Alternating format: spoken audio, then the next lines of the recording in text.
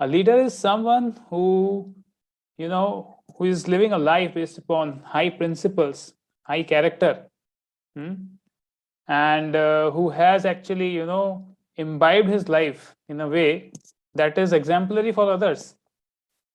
It says that there are many, you will find very few people who are capable leaders.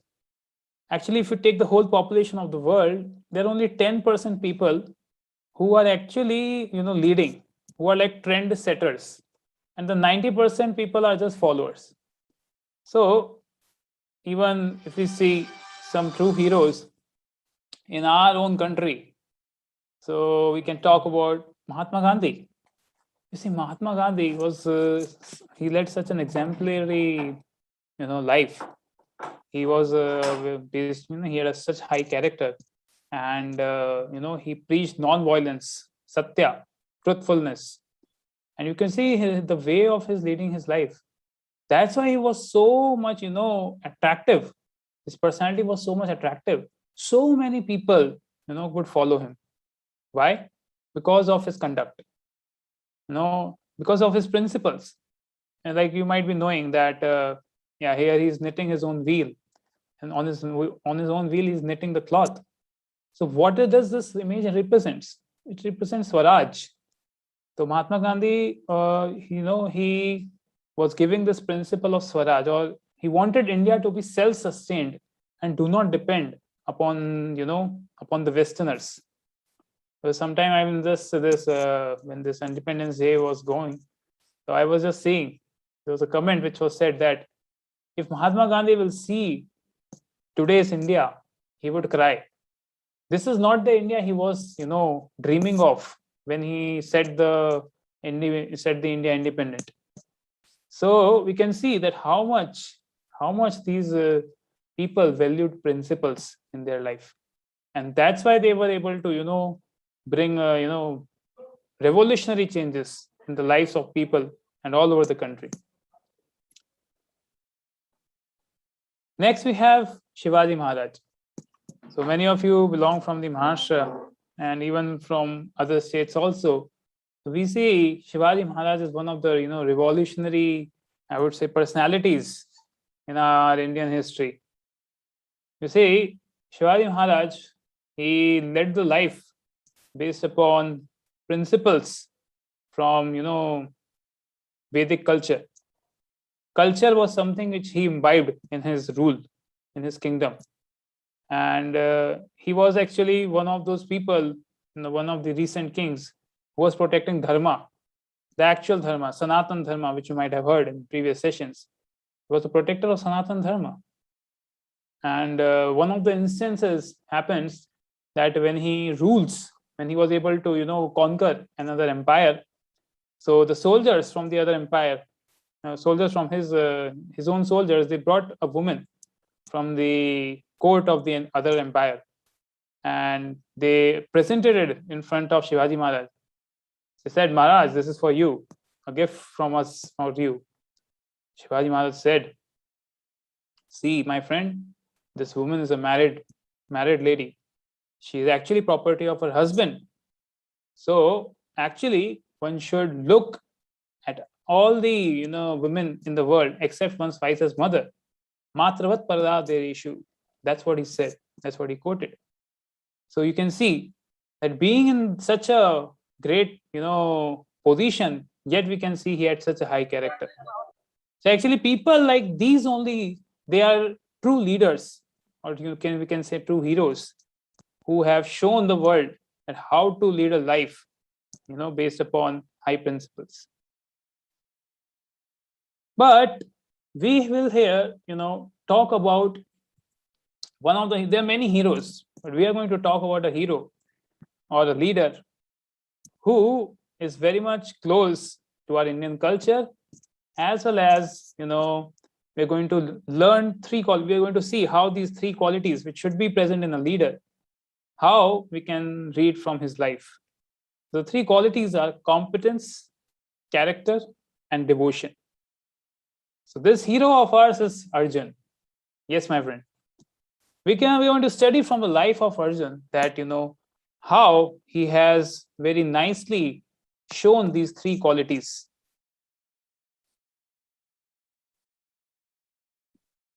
Yes. So we all know the position of Arjun. Actually, if you see, the hero of Bhagavad Gita was Arjun. Because it was Arjun, actually, it was Arjun's lamentation, not unable to fight the war, that enticed Lord Krishna and gave the opportunity to Lord Krishna to say Bhagavad Gita for the benefit of the mankind. So when we talk about competence, you see, Arjun was such a powerful person. There's so many. I'm going to go so many instances which shows that how Arjun was such a supreme archer, as well as how he had his presence of mind in so many things.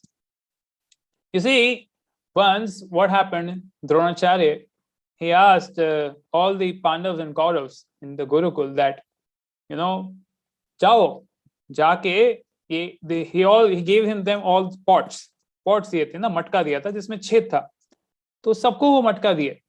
अब बोले कि इसमें पानी भर के लाओ from the river. So they all went. And what happened, while they were coming, so because of there was a hole in the pot, काफी सारा पानी निकल जाता था. तो वो देखते, अरे यार, we wanted to fill the pot to the brim, but somehow half ही रह गया. तो then again they used to go to the lake, fill it back, and then they again used to come.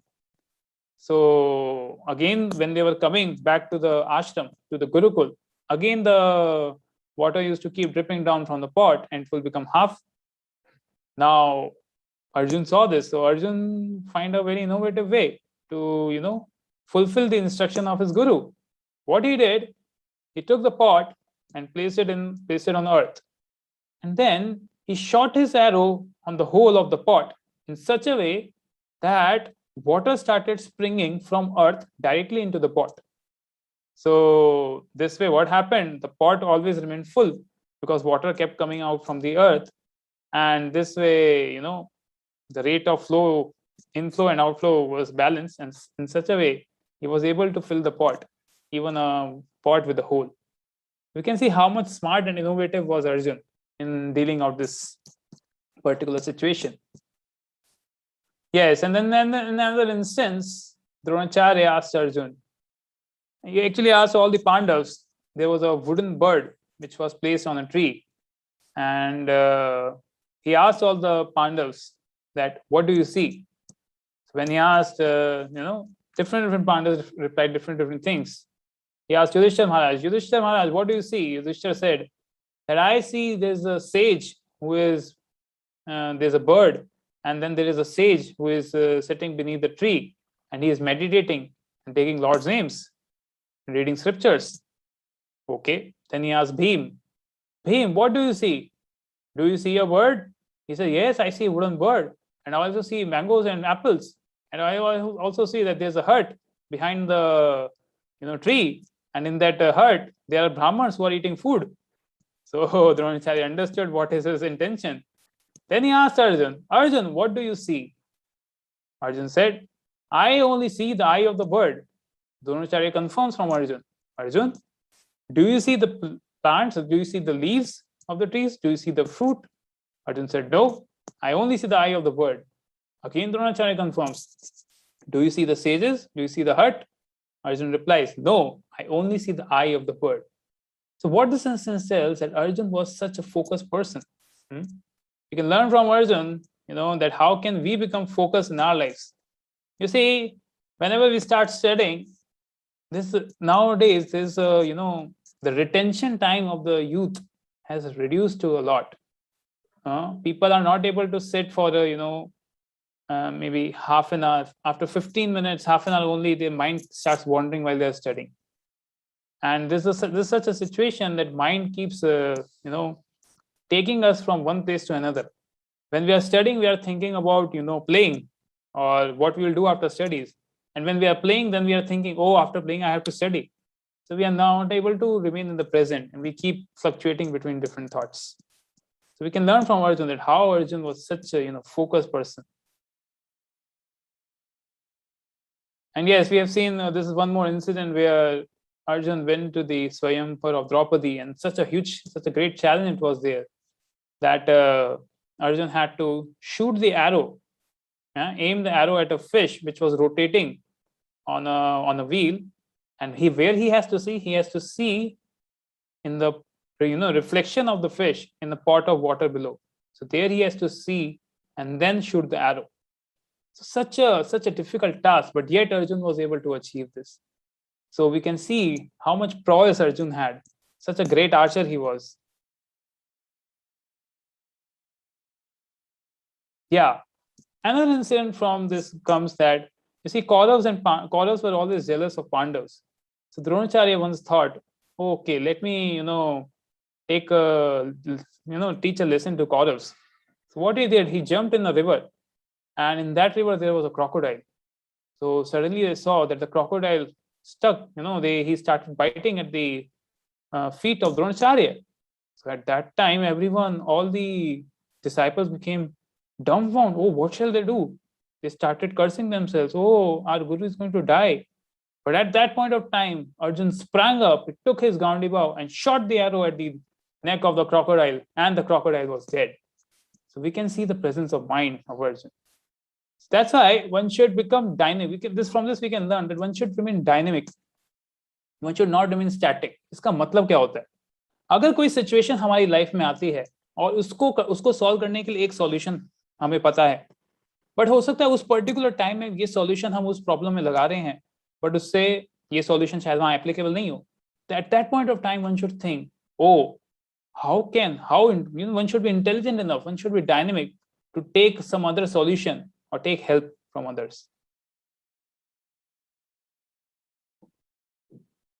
Yes. So this is one thing we can learn, that how Arjun was such a competent personality. Single-handedly, before Mahabharata happened, before the war of Kurukshetra, actually there was another war which happened, and not a war, a battle, which happened after the exile of the Pandavas, where he had actually, defeated all the Kauravas single-handedly. And that was just after when the exile was over. So we can see Arjun was such a strong personality. So this is one of these things which we can see should be there in a person who wants to become a leader. Next is character. You see, there's a great saying by Bacon who says that. So any one of you can volunteer and read this saying? If a wealth is lost, it can be regained. If health is lost, it can be restored. If character is lost, everything is lost. Oh, thank you, Sujal. Thank you. So you see, wealth and health, they can be recovered, but when character is lost, then everything is lost. For example, Bill Clinton. You see, Bill Clinton was once found, he was found there that he was involved with a woman in the parliament. So उस particular case को solve करने के लिए bill Clinton spend $3 million and again an additional $1 million on lawsuit. So you can see एक गलत चीज को छुपाने के लिए he could go to so much length. And yet when these Americans, when they think about Bill Clinton, they feel ashamed to call him that he was a president of America. So once you see, your character is like I would say there's a lake, and that lake, if you just put one drop, one stone, then what happens? Ripple starts happening, right? Or if you say, if there's a white cloth, and on white cloth एक blue ink का वो आ जाता है ना, अगर like say drop आ जाता है, तो क्या होगा? आप कितना भी धो लो, उस blue ink का dot कभी जाता नहीं है white clothes. So this is what is happening. Our character, if it is like a white cloth, then even a small bad thing in our character, it is going to be reflected and will be shown. So we should learn then the question comes as, yes, what is then character? This is a bad example which I gave you, but we will learn that from the life of Arjun, that how much high character he had. So actually, what is character? So character is what you are doing when no one is watching you or when you are alone. So you can really, it's a very nice test. You can understand when you're alone, Just see what the activities are there which you are involved in, or what thoughts are going in your mind, on your head. That is actually going to tell you what your real character is. Also, character is like, having a balance between courage and consideration. What does this mean is that sometimes if we are talking to someone and we are having a healthy argument with someone, so sometimes there might be a conflict between opinions. It always happens because every individual entities has a different way of thinking. तो हो सकता है कि मतभेद हुए opinions को लेके, but a person with high character, what he's going to do, he is going to consider the opinion of others. It's not like वो अपना ही opinion छापते रहेगा या थापते रहेगा सब बाकी लोगों पे, but he will listen to their opinions, but he will also have the courage to give his opinion and have a emphasis that why his opinion is better. So that is also a quality of a person with high character. And also a person with character has a broad heart, not feeling envy on other success. There is a saying that generally क्या होता है कि एक person जब हम किसी और को खुश देखते हैं तो हमारे मन में जेलिसी और एनवी आती है, तो पर सुख दुखी हो जाते हैं हम, और जब कोई दुख में होता है तो हम खुश हो जाते हैं, पर दुख सुखी. But ideally one should be par sukha sukhi and par dukha dukhi. When we see sufferings of others, then we should feel bad. And when we see others progressing in their life, when we see they are happy, then we should become happy. So this is the symptom of a person with high character or a true leader. Yeah. So from the life of Arjun, we can see a person with how Arjun had a very high character. You see, once Arjun, because of his so high merits, he once went to Swarg, to the heavenly planets. And when he went to the heavenly planets, there Lord Indra was there. So Indra is actually father of Arjun, So Urvashi being one of the consorts of Indra, so there was very good festival going on. So then afterwards, Indra, asked Urvashi to go and escort Arjun and accompany him. So Urvashi came to Arjun and she, presented her with such nice ornaments and nice dresses, scented robes. And what happened? She presented herself to Arjun to accompany him.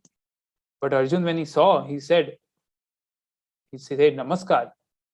Oh Mata Urvashi, I consider you like my mother. And even though, because why he's considering her as a mother? Because he said that you are the consort of my father. And how can I look at you from their size? You are actually, your position is like a mother in front of me. So you can see that Arjun was such a handsome personality. He was so strong, but yet he refused the offer of Urvashi, who was such a beautiful, beautiful damsel of Swarga, but yet he refused that offer. So this just shows that what kind of high principles or what kind of high consciousness Arjun had that he could take this decision. Once I was just asking I was just talking to some juniors, and I asked this question. Say, Miss India comes to you and she says, "Oh, Mr. what X, that I am, I heard a lot about you, and I think that you are the best person with whom I can spend my life. So will you marry me?" So I asked the assembly of students that how many of the students will say no? Oh no, you are some other man's property. I mean, I see you as a mother. How many of you do that? So many of the students start laughing, except 1-2 hands which rose up. So we can see that how much modern degradation is happening, where we are seeing others, especially where woman is being seen as a object of enjoyment rather than as a true position of a mother. So we can see Arjun, from the life of Arjun, that how much high character he had. Yeah.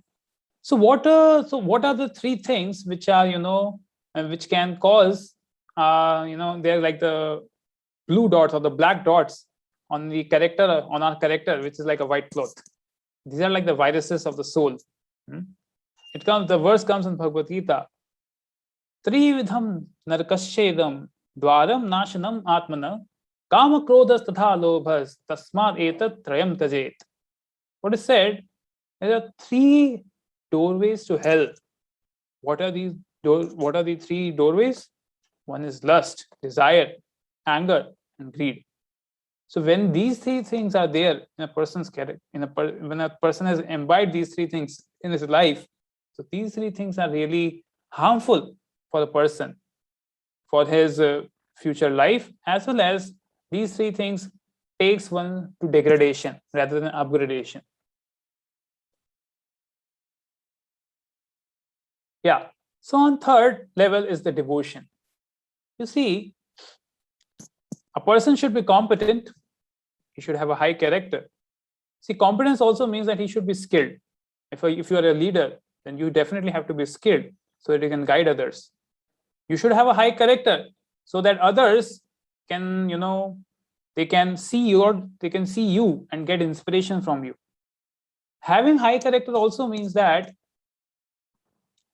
see, all of us wants to bring, when we see something bad in the world, when we think that how can we change this particular situation we have around us. So question comes, maybe we are not in a situation to bring a very phenomenal change in the world, in the society, but at least we can change ourselves. So if we lead a life based on high principles, then definitely others will take inspiration from us. So before changing the world, we should change ourselves. And when we change ourselves, when we are leading a life based on high principles, then automatically others will get inspired from us and they will change, or they will be inspired to change their life. So this is one of the things which I wanted to say about character. The third principle which comes is devotion of a true hero. Now we can see the unparalleled devotion of Arjun towards Lord Shri Krishna. You see, Krishna chose, there were 5 Pandavas, Yudhishthir, Bhim, Nakul, Sahadev, and Arjun. But Krishna chose Arjun. Why did Krishna chose Arjun only for telling Bhagavad Gita? The answer Krishna says, Bhakto asime sakha cheti rahasyam hi etaduttamam. What does it mean? Can any one of you volunteer and read the translation? Yes. You are my devotee. You are my friend. That's why I have chosen to speak Bhagavad Gita to you. Thank you, Sujal. So Krishna says that you are my devotee as well as my friend. That is the reason why Krishna spoke Bhagavad Gita to Arjun. And another verse comes in Bhagavad Gita. Krishna says, Idam te ghuyutamam pravakshyami manasa suyave jnanam vijnanam sahitam yaj gyatva mokshase ashubha. I am giving you this knowledge because when I speak this knowledge, you will not be envious of me since you are my devotee. So you see, the envy which we have for every, because of envy and jealousy, we can see that it really hampers our growth. It brings negative emotions in our life. And that envy starts when we envy towards God. Because we have envy towards God, that's why we have envy towards other living entities. So Krishna says, he's also giving this knowledge to Arjun. Why? Because he's not envious of, no, Arjun is not envious of Krishna. And why is that? Because Arjun is a devotee of Krishna. Yes, he has unparalleled devotion towards Krishna, which will be just, yes. So this comes.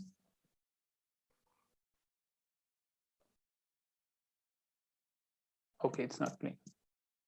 Okay, so someone who has not read can read this. Oh Krishna. So, Yes, go ahead. oh Krishna, I totally accept as truth all that you have told me. Neither the demigods nor the demons, O Lord, can understand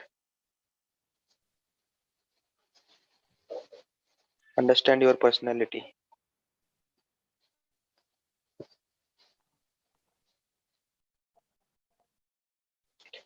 Please tell me in detail of your divine opulences, Hmm.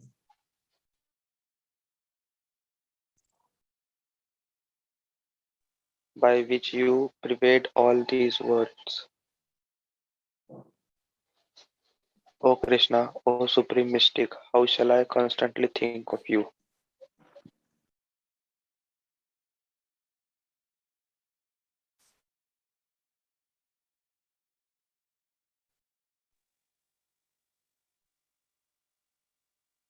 Yes.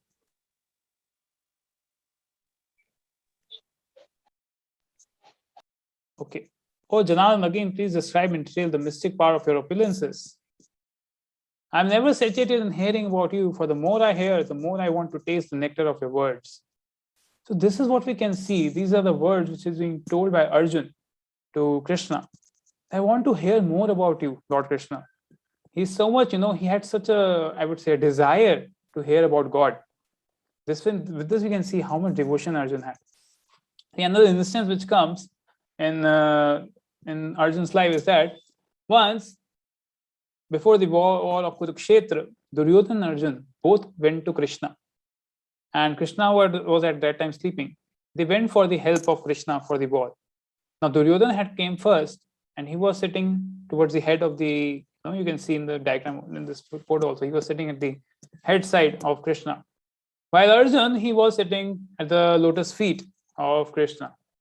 Now, automatically, when one wakes up, so definitely he's going to see what is in front rather than seeing what is on the side. So when Krishna woke up, he saw Arjun first, and he asked Arjun, "Oh Arjun, what do you desire? Why have you come to me?" But at that time, Duryodhan, opposed. "Oh no, Krishna, I was there first. So first of all, you should ask me that what is my wish." So Krishna says, "Arey, Arjun is junior to you. Let him give you should give him the chance." So for the war, Krishna, gave the choices. Okay, there are two things I can do. I can give you my Narayani Sena. Who is Narayani Sena? Who are as powerful and as, skillful in fighting the war, just like me. There's one thing which you can take. Or another thing is that you can take me, I can accompany you in the war, but I'm not going to lift any weapon. So Duryodhan started thinking, oh my God, if he started praying, oh, let Arjun make the wrong choice. So Arjun thought, oh Lord Shri Krishna, you are the only protector, you are my only solace. So I accept you as a part of my company, as a part of my entourage, and I do not need your Narayani Sena. So Duryodhan was very happy. Oh, Arjun such a fool. And he said, okay, कोई बात नहीं, अब मुझे नारायण सेना से ही काम चलाना पड़ेगा. So his, crocodile smile went away, and he started, making things like that. So this way we can see that although there was the opportunity for Arjun to, there were five Pandavas and 100 Kauravas. So Arjun had the, opportunity to take the benefit of Narayani Sena, because there's such an addition to the army, but yet he chose Krishna. You can see this unalloyed devotion of Krishna, unalloyed devotion of Arjun towards Krishna. So now it comes that what is the benefit of adding Krishna? So Krishna was one, but the Narayani Semana was many. But Arjun chose to have Krishna one to his life. He added Krishna to his life. Now, we may be, we are right now studying in colleges, so we may get degrees, then we may get jobs, we may add assets to our life in future. So these all are just like putting many zeros in our life. Ultimately, you can keep putting zeros, but it has no value at all. But if you add just one in front of all the zeros, then automatically the value of those zeros becomes magnanimous. And what that one is, that is adding Krishna. So when we add Krishna in our life, then automatically whatever we possess, whatever opulences, small opulences we have, they all have a great meaning, because we can engage all those opulences, we can engage all those talents, we can engage all those skills in the service of Krishna and express our devotion. So devotion means to offer our life to Krishna. Okay. So offer our life is not in that sense कि हम कृष्णा के लिए अपनी जिंदगी दे देंगे. No. What that means, that we have to perform our duties in such a way, we have to perform our duties in such a way so that we keep Krishna as center of our life. So the ultimate success formula is do your best and leave the rest to God. What does this mean? See, whenever we are performing duties, especially in student phase of life, we see some of you are students who are studying, some of you are college graduates, who might be looking for jobs or internships, in different companies. So the only thing we have in our hands is our action. So we should always think कि यार मुझे अपनी तरह से सब कुछ अच्छे से कर देना, मुझे कोई I should not regret in future कि हाँ मेरी तरफ से मेहनत कम रही. For example, if you are going to give test, so you should do your best. You should study your well to the best of your capabilities, and then give the exam. That's it. Then just forget, because rest lies in the hands of God. Similarly, if someone is going for, say, an interview, and what can the person do? The person can only has his own prowess, his own talent, and he can give the best attempt and in answering the questions in the interview. That's it. Now, whether he will get the job or not, that he should leave the rest to God. This way, one becomes free from mind. One becomes devoid of any worries, because we did what we could do, and the rest thing Krishna has to take worry. This way, this way we can have a very happy life where we don't have to think about the results. That is actually the formula for getting an ultimate success. So I would like to summarize what we read today. We had 3 qualities which were required for one to become a true leader. First is competence. Competence matlab hamara skill kitna hai na? Now competence in our life is what? That we have to perform our duties very nicely. See, what for a student, what is the prescribed duty? Prescribed duty is studying. And for a person who's going to a job, what is your prescribed duty? Your prescribed duty is that wherever you're doing your job, you should do it to the best of your talent, best of your skills. This is the duty. This is the competence which we should imbibe in our life. You see, even Lord Krishna, when he was there 5,000 years ago, he also was for doing all the kingly duties. Although he's God, he doesn't have to do any work, but yet he was performing the king duties. Why? Because he was setting an example for others. So we should do our best. We should get nice results. We should perform nicely at job, and we should inspire others to take up Krishna consciousness. We should tell, yes, because we are Krishna devotees, that's why we are doing so nicely, right? And this way we can inspire others to take up Krishna consciousness. Because see, all of you are very blessed souls. You are very fortunate people, because you have taken your birth in the holy land of India. See, if you go to West and tell about Krishna, nobody is going to hear about it. Although it was a big challenge, yet we see that Srila Prabhupada, he was able to make the Westerners into Brahmins. He was able to give Krishna to the West. So it is and he used to say, Prabhupada used to say that it is a responsibility for each and every Indian to spread the culture of India all over the world. We should be, because India is the spiritual capital of the world, so we should be the leaders, and you should be like the torchlight for the whole world. Okay, so this is what a person, and that can only happen when we imbibe these 3 qualities: competence, leading a life based on high principles, that is having a good character, and on top of all, having devotion to Lord Krishna. And we can very easily imbibe devotion to Lord Krishna by chanting Hare Krishna, Krishna Krishna, Hare Hare, Hare Ram, Ram Ram, Hare Hare. By doing this mantra meditation, coming to sessions like these, reading scriptures like Bhagavad Gita, Srimad Bhagavatam, and helping to spread the glories of Sri Krishna. So very soon Janmashtami is coming. So all of you, you can take some, take some vows to do something for Sri Krishna. Do something, Lord Krishna is going to take birth. So you can, do something. What you can give, what you can do for God. We have taken so many things for God and we keep taking. Why not let us give something to God? Okay. Thank you, everyone. So if there are any questions, I would like to ask organizers to, and if there are some questions, I am happy to take. Yeah. If students have any question, they can directly ask, or they can put in chat box. So I have got one question in chat box. So I will just read it. Okay, just a minute. So, sir, there is one question from Piyush Jagza. Piyush Jagza. What is the difference between lust and pleasure? See, first of all, we need to have a complete understanding what lust is. See, seeking pleasure is not wrong. We are all living entities. We all want to enjoy. Definitely, we want to enjoy. Why do we have to enjoy? Why do we want to enjoy? Because that propensity to enjoy is there in Supreme Lord. Because God has got no work to do. He just has to enjoy his life. See?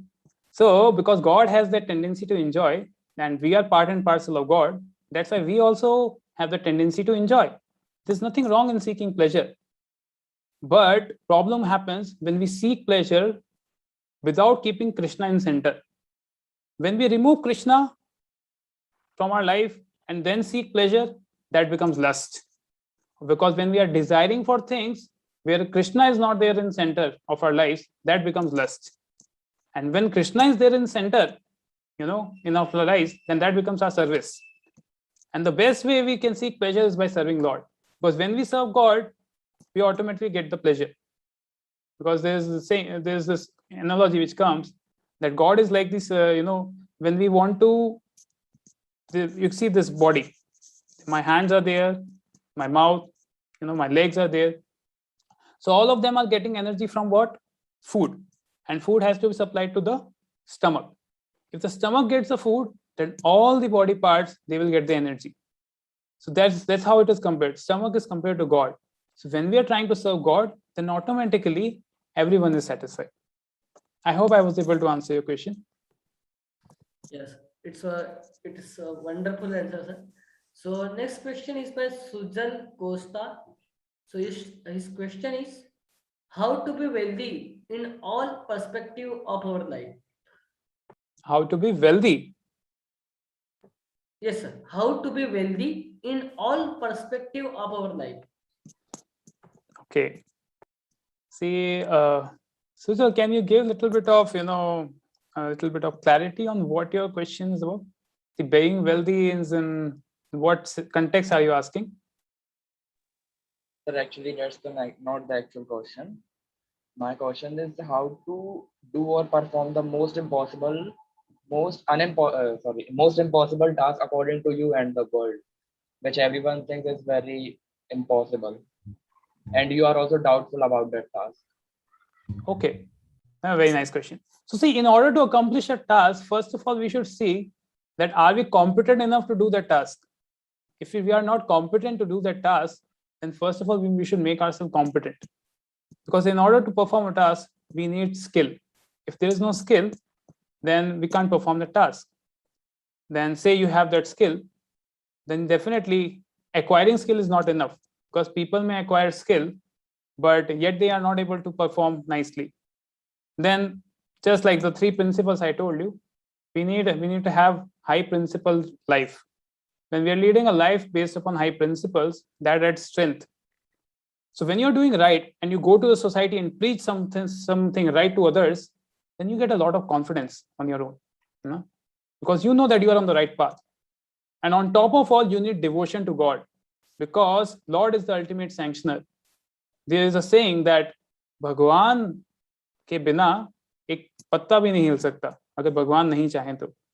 So that's the thing, because God is the ultimate sanctioner, because He is giving us the strength, He is giving us the intelligence, He is giving us the remembrance, knowledge. There's this thing that comes that Matasmrita Jnanam Apohunam Chal. It comes in Bhagavad Gita. That he, from Lord gives us remembrance, knowledge. So we should invite these things in our life. I hope I was able to answer your question. Yes, thank you so much, sir. So next question is by Ashutosh Vas. What is the difference between greed and interest towards a particular thing? Excellent question. You see, having an ambition is not wrong in life. If you are ambitious to, after college you want to pursue MBA, great, you should go for MBA. Doesn't matter. The thing is, having ambition in life, someone wants to go to PhD, someone wants to study, someone wants to publish a research paper. It's great, you should do that. No one is stopping you. But what happens? What is greed? You should understand what is greed. Because we sometimes think that being ambitious, is it being greedy? No. Greed is something which happens that when we are going beyond our quota. Like a very excellent, I'll give you an analogy. Say there is a what do you call that, bag of rice, a bag of wheat, which is lying on the street. Now what happens? A dog comes, he takes some of the wheat and goes away. Birds come, they take whatever quota they wanted for the day, they will go away. And some other cow comes, she takes some of the quota, she takes some of the grains and goes away. Now when a human being comes, what happens? He first sees left, then he sees right. If someone is watching, then he sees upward. If there is any CCTV camera, then he says back, is there anyone seeing? And what he does, nobody is watching, he takes up the whole bag and takes it to his home. Now this is greed. Okay. So being greedy is when we cross the line of our quota which has been assigned to us, or when we are trying to accumulate too much, more than we require. That is greed. So being ambitious is not wrong, being greedy is bad. Yeah, I hope the answer was satisfactory. Yes, sir. Yeah, thank you. So, sir, next question is by, just a bit, sir. Next question is by Shreya Jagta. I love chanting Hare Krishna Mahamantra, but I want to know what's its highest potential and how we can use it for even to do in our life more better. Oh, can you, Bhavin sir, can you repeat the question? I couldn't get it. Yeah. I love chanting Hare Krishna Mahamantra, Okay. but I want to know what is its highest potential and how we can use it for even to do in our life more better. Okay, so how I am able to understand that she is like chanting, very nice, that's a very wonderful thing. And he's asking what is the highest potency.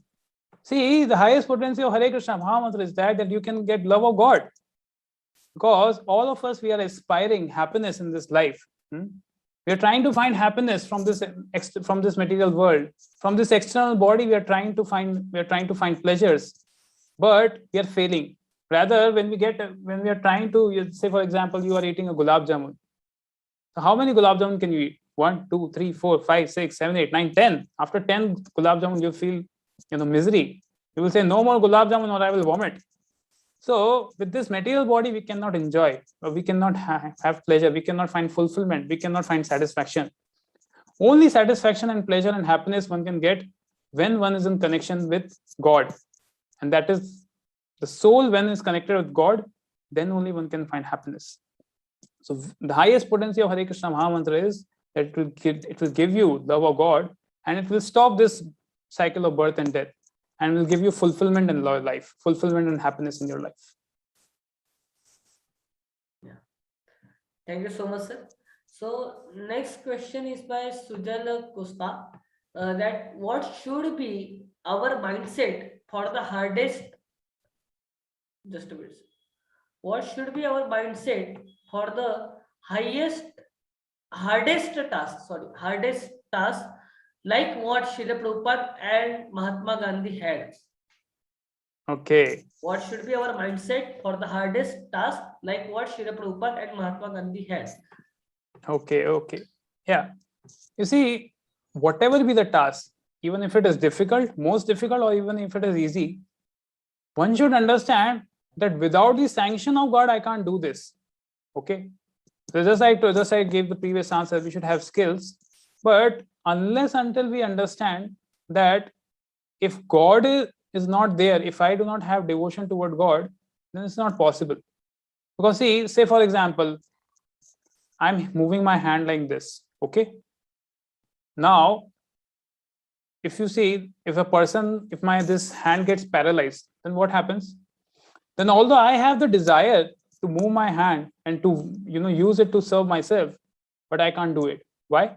Because God has taken away the power from this hand so that I can't lift it. So that's why we need to keep God in center. If God is there, if we have devotion towards God, then anything is possible for God. And God will make us an instrument to do the impossible task.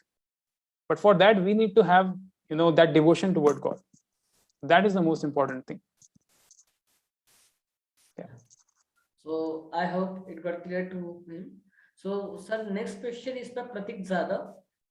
So he is asking, what is important in chanting? Quality of chanting or the quantity, means number of chanting, Okay. numbers of rounds of chanting? Yeah, nice question. See, initially when we are starting chanting, so we generally tell we should start with some 1 round of chanting or 2 rounds of chanting, depending upon the time you have and depending upon how you are managing your life.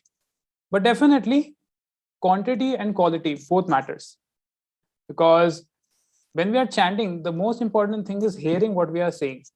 That is the most important thing. So yes, we should have quality. We should chant quality rounds, but it should not be like that we are getting time.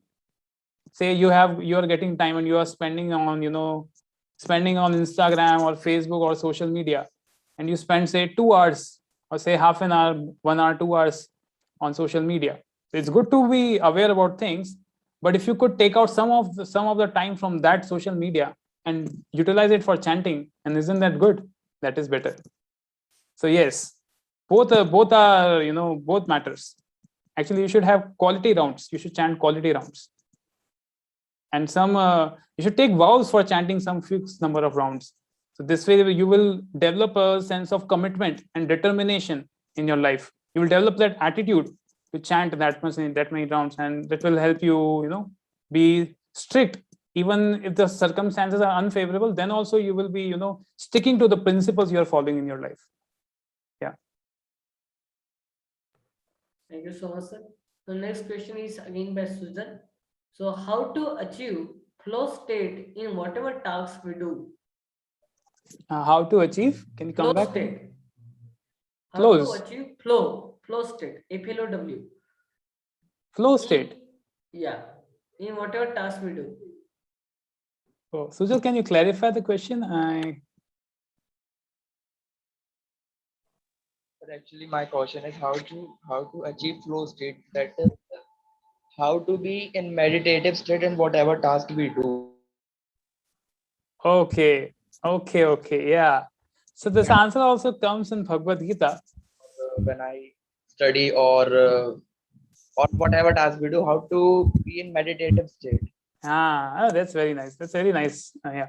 So this answer also comes in Bhagavad Gita, where Lord Krishna tells Arjun that whatever you do while remembering me. You do whatever activities you're doing, you do keeping, having me in your mind. So what does this mean? That say you're studying. So why are you studying? You are studying why? Because you're studying because I want to score good marks. That is going to please my parents. It is also going to please God. Because when God sees, yes, Srujal is my devotee and he is performing his prescribed duty nicely, then automatically God is pleased.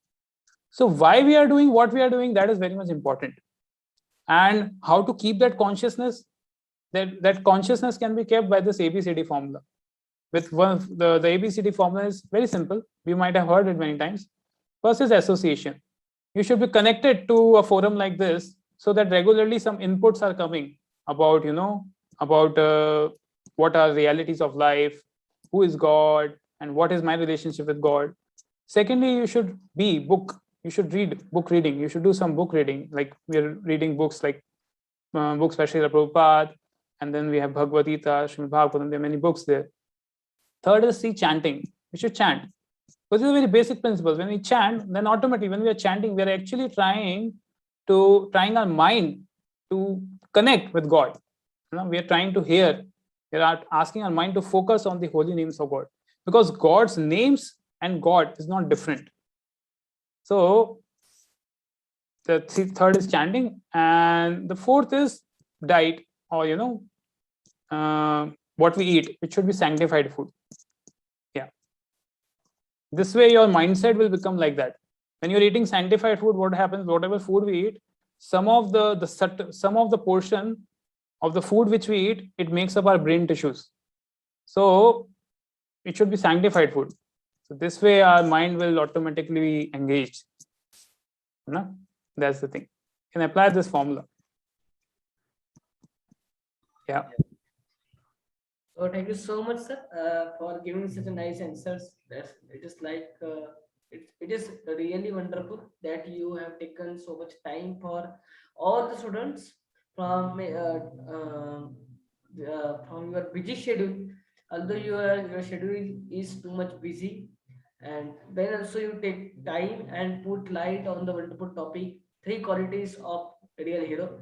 And I hope by hearing this wonderful session, this amazing session, the all students will set their goal, or all students will make a real hero in their life as an inspiration. So thank you so much, sir. So we would like to thank sir by Zoom style of applause.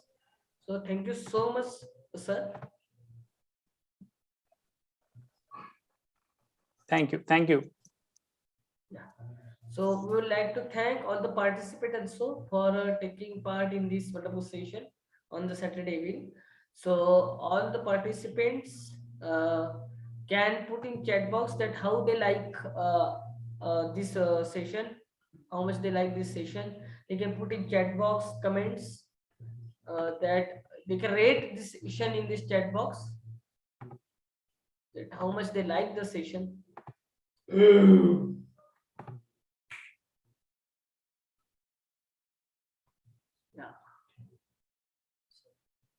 Thank you so much to all of you. So, so we would like to end today's session here. So, we will end this session here only. So you can proceed for your respective works. Okay. Thank you so much. Thank you so much.